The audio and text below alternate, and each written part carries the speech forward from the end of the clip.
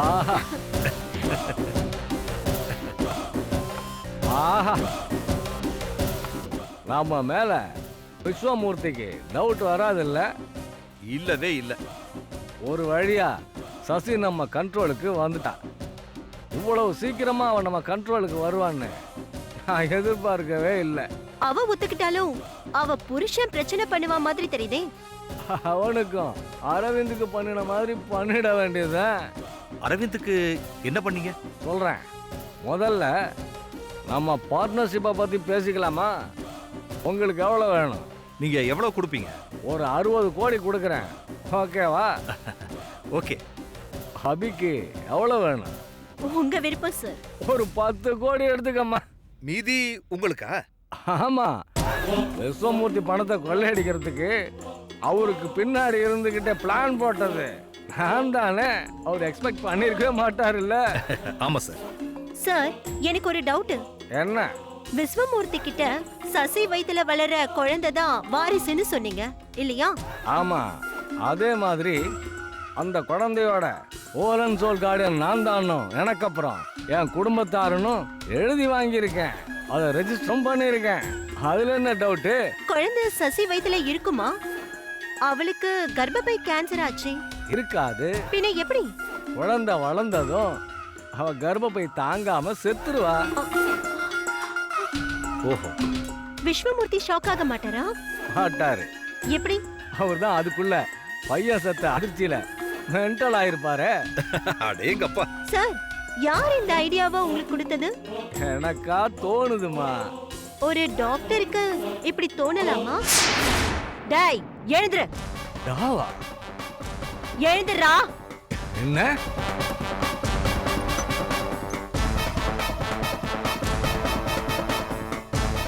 உன் டாக்டர் கொட்ட காட்டுறான். காட்டுறாங்கறல.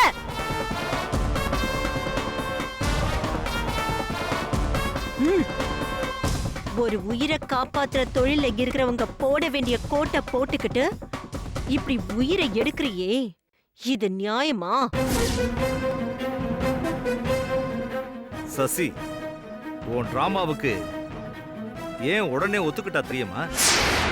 சொல்லு அபிராமி, யார் உங்க பாஸ்? சொல்லு அபிராமி, சொல்லு. யார் உன் பாஸ்ன்னு கேட்ட? அபிராமி, உன்னதான் கேட்ட. சொல்லு, யார் உங்க பாஸ்?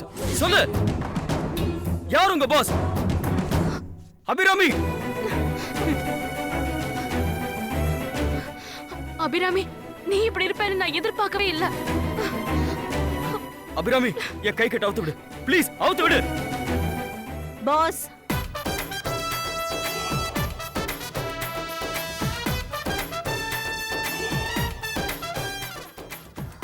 சார், நீங்க மிஸ்ஸஸ் சசிகலா, உங்க வயிற்று வலிக்காக ட்ரீட்மெண்ட்டுக்கு வந்த டாக்டர் நானே தான். நீங்க தான் என் வைஃப் கர்ப்பவதின்னு சொன்னீங்களா? எஸ். அவளுக்கு கர்ப்பப்பையில புற்று இருக்கு, தெரியுமா உங்களுக்கு? தெரியும். பின்ன எப்படி அவ கர்ப்பவதின்னு சொன்னீங்க? சொல்றதுக்கு என்ன ப்ராப்ளம்? பேச்சுக்கு தானே அப்படி சொன்னோம்.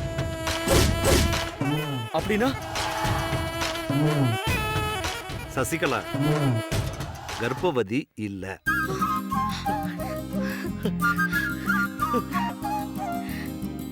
அப்படி சொன்னது வேற ஒரு நாடகத்துக்காக. நாடகத்துக்கா? ஆமா.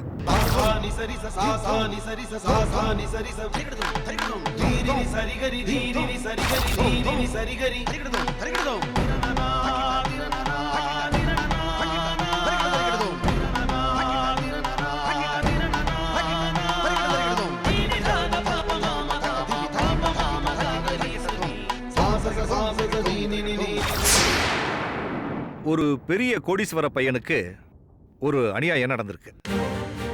அதை செஞ்சவங்கள கையும் களவுமா பிடிக்கிறதுக்காக அதுக்கு நடத்துற நாடகம் தான் இது. அதுக்கு காரணமானவங்களை பிடிக்க நீங்க எல்லாரும் கோஆபரேட் பண்ணணும். அதுக்காகத்தான் உங்க வீட்ல இருந்த அபிய பிடிச்சு உங்களை இங்க கூட்டிட்டு வர சொன்னேன். எங்க அண்ணன் அன்பு என்கிட்ட ஏற்கனவே அரவிந்த பத்தி சொன்னதுனால நானும் டாக்டர் கூட சேர்ந்துட்டேன். இப்ப நான் என்ன பண்ணணும்? அரவிந்தோட குழந்தை உங்க வயித்துல வளருதுன்னு அவங்க பேசுவாங்க. ம். அதை பெத்து கொடுக்கறதுக்கு உங்ககிட்ட ஒரு ரேட்டும் பேசுவாங்க. நீங்க சரின்னு ஒத்துக்கணும். ம். சரியா? சரி சார். ஆனா சசி வயித்துல எதுவும் இருக்காதுல்ல?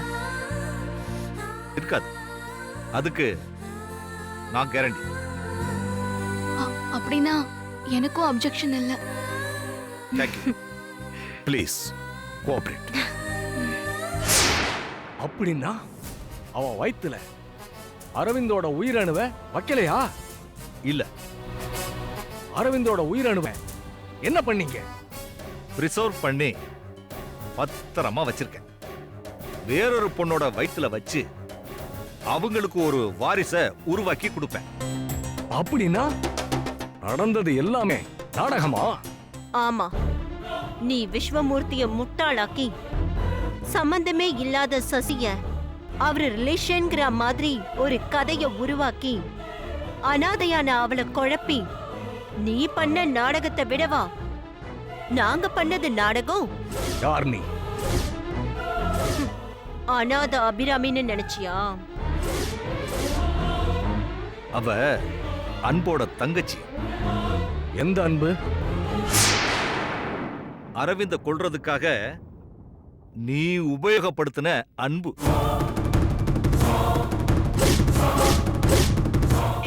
என்னம்மா இப்படி பண்றீங்களேம்மா, என்னம்மா இப்படி பண்றீங்களேம்மா. ஹேய், என்னம்மா என்னம்மா இப்படி பண்றீங்களே. ஏன்டா மச்சான் பாட்டை நிறுத்திட்ட? என்ன பண்ணிக்கிட்டு இருக்க? பார்த்தா தெரியல, டான்ஸ் ஆடிக்கிட்டு இருக்க. ஏன்டா என் நிலைமை இப்படி இருக்கு? நீ இப்ப டான்ஸ் ஆடுறது நல்லாவா இருக்கு? நல்லா இல்லதான், அதுக்கு என்ன இப்போ? என்னடா ஒரு மாதிரி பேசுற? என்ன மாதிரி பேசுறேன்? திமிரா பேசுற. நான் இனிமே திமிராதான் பேசுவேன்.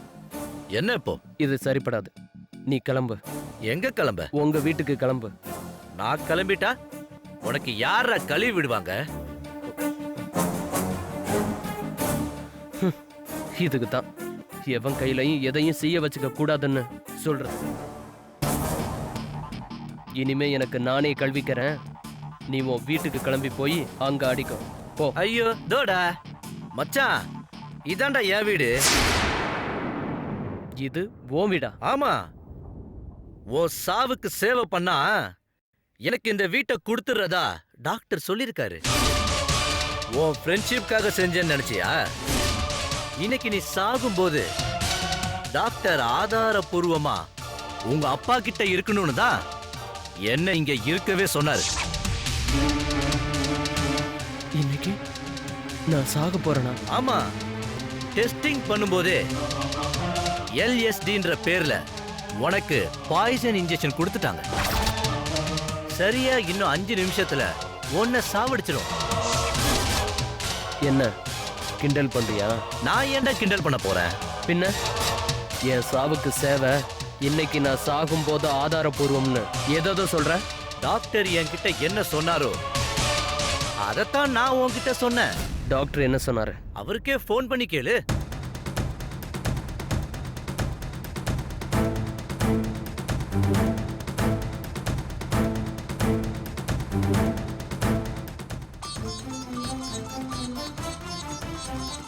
One minute, sir. Very important matter. Please.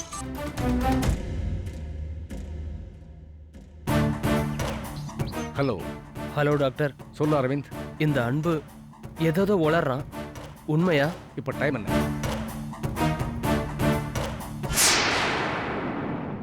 3:55. இன்னும் 5 நிமிஷத்துல நீ செத்துருவ. அதானே சொல்லியிருப்பான். ஆமா, அது உண்மையா? ஆமா, உன்னோட டெத்து இத்தனை மணிக்கு இப்படித்தான் நடக்கணும்னு பிளான் போட்டு பண்ணி பார்க்கலான்னு தோணுச்சு. அதான் பண்ணேன். இப்ப என்ன? எதுக்கு டாக்டர் இப்படி எல்லாம் பண்றீங்க? வேற எதுக்கு? பணத்துக்கு தான். என்னது, பணமா? உங்க அப்பா கிட்ட ஒரு 600 கோடி ரூபாய் பணம் இருக்கு. ஆஸ் எ ஃப்ரெண்டா நான் சிரிச்சு சிரிச்சு பேசினாலும் உங்க மொத்த பணத்தையும் அடிக்கிறதுக்கு நான் யோசிச்சுக்கிட்டே தான் இருந்தேன். உங்க அப்பனை கொன்னு உனக்கு என் பொண்ணுன்னு ஒருத்திய அறிமுகப்படுத்தி கல்யாணமும் பண்ணி வச்சிடலான்னு பார்த்தேன். அதுக்கும் கேஸ்ட் அது இதுன்னு உயிரில் ஏகப்பட்ட லாக்க போட்டு வச்சுட்டான் உங்க அப்பன்.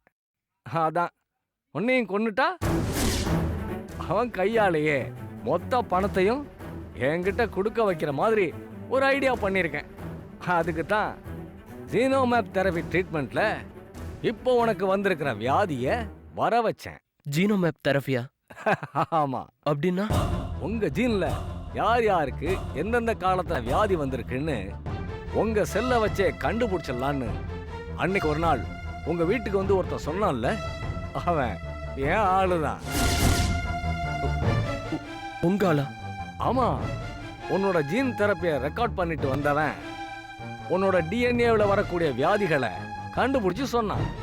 அதை வச்சு உனக்கு இந்த பாய்சன் விஷயங்களை செஞ்சேன். டாக்டர், உங்களை போய் எங்க அப்பா நம்பினார? உனக்கு நான் இது வரைக்கும் கொடுத்துருக்கிற பாய்சனால வந்த எல்லாமே உன் டிஎன்ஏவில் இருக்கிற வியாதிகள் தான். கேவலம் அந்த பணத்துக்காக இப்படிப்பட்ட அநியாயங்களை செய்றீங்களே டாக்டர். கஷ்டப்பட்டு பேசி ஏன் டயத்தை வீணாக்குற? செத்துரு. உங்க பணம் மொத்தமும் எனக்கு கிடைக்கிறதுக்காக உயிரை பறி கொடுத்த ஆண் சிங்கம் அரவிந்த் வாழ்க வாழ்க வாழ்க. பாய்.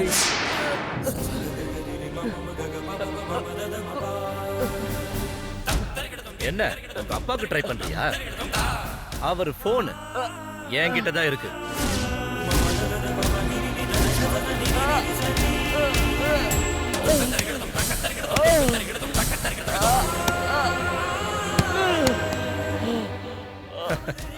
போற அவசரத்துல இருந்த அவகிட்ட இருந்து சுட்டுட்டோம். மறந்து வச்சிட்டீங்கன்னு அப்புறமா கொடுப்பேன்.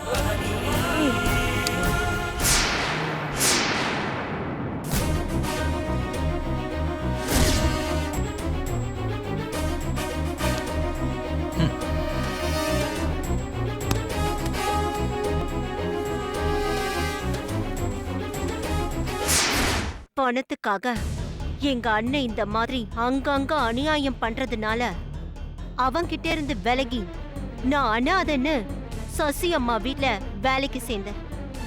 அவங்கள கூட்டிக்கிட்டு டாக்டர் கிட்ட வரும்போது அரவிந்த கொல்றதுக்கு அன்பு உதவி செஞ்ச விஷயத்த சொல்லி வருத்தப்பட்டாரு.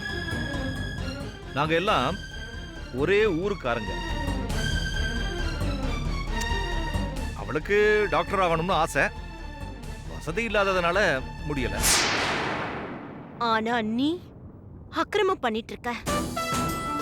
அதான் உன் விஷயத்தை பத்தி 2 பேரும் பேசி உன்னோட ரூட்லயே போய் கொஞ்சம் விட்டு பிடிக்கணும்னு நான் இவ்வளவையும் பண்ணேன். நீ என் கூட சேர்ந்தது பணத்துக்காக இல்லையா? நான் பணத்துக்காக கண்டதையும் சாப்பிடுற ஆளு இல்ல. அப்படின்னா நீ விஸ்வமூர்த்தி விஷயத்துல செஞ்ச தப்புக்கு தண்டனை அனுபவிக்கணும்னு நான் நினைச்சேன். அதுக்காக நான் நடிச்சேன். இப்ப என்ன என்ன போலீஸ்ல பிடிச்சு கொடுக்க போறியா? என்ன உடனே தூக்கில போட போறியா? அவ்வளவு லேட்டா நீ ஏன் சாகணும்? அப்படின்னா உடனே சாகடிச்சிருவியா?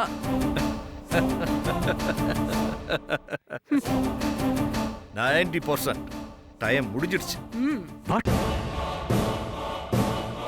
நீ குடிச்ச ஜூஸ்ல பயங்கரமான பாய்சனை மிக்ஸ் பண்ணியாச்சு.